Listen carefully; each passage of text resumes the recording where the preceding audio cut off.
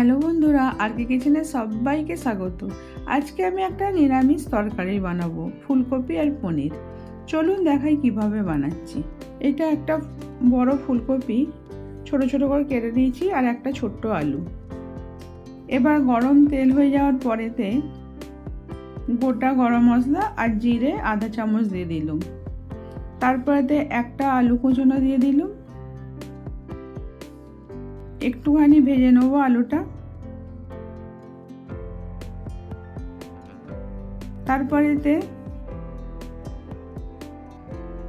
ফুলকপিগুলো দিয়ে দিচ্ছি। ফুলকপিগুলো ছোট ছোটই কাটতে হবে।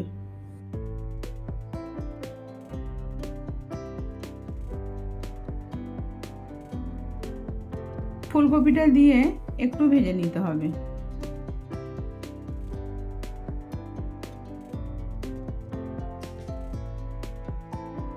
তারপর টমেটো একটা, ধনে, জিরে, কাঁচা লঙ্কা, কাঠবাদাম 9টা আর আদা দিয়ে পেস্ট করে নিয়ে আসছি। আর এটা হচ্ছে ছানা কাটিয়েছি, ছানার জলটা।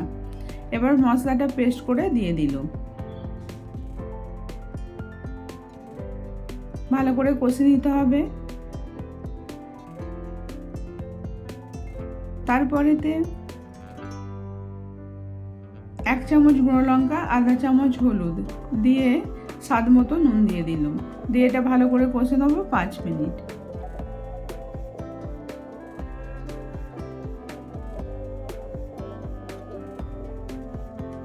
এবার যে ছানার জলটা ছিল ওইটা অল্প করে দিয়ে ভালো করে কষে নিতে হবে।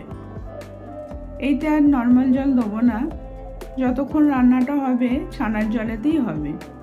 বাড়িতে যদি টমেটো কম থাকে এই ছানার জলটা ফেলে না দিয়ে এইভাবে বানিয়ে দেখবেন, এর টেস্টটাও দ্বিগুণ হয়ে যাবে।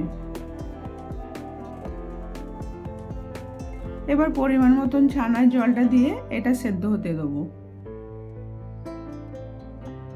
তারপরেতে ফ্রাইং প্যানেতে ঘি দিয়ে দিলাম আধা চামচ। যে পনিরটা বানিয়েছিলাম ওই পনিরটা দিয়ে দিচ্ছি।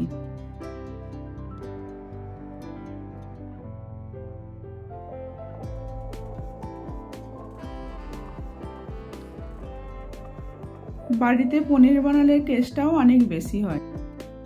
এইভাবে আমি ভেজে নেব একটু লাল করে। ভাজাটা হয়ে গেল, এবার নামিয়ে নেব।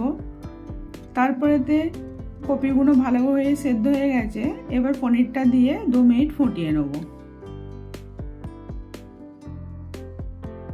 নামানোর একটু আগে আধা চামচ দেশি ঘি দিয়ে দিলাম, দিয়ে একটু নেড়ে নেব। এইভাবে পনিরের জল দিয়ে বানিয়ে দেখবেন। ভালো লাগলে লাইক, কমেন্ট, শেয়ার করবেন। আবার অন্য কোনো রেসিপি নিয়ে আসবো।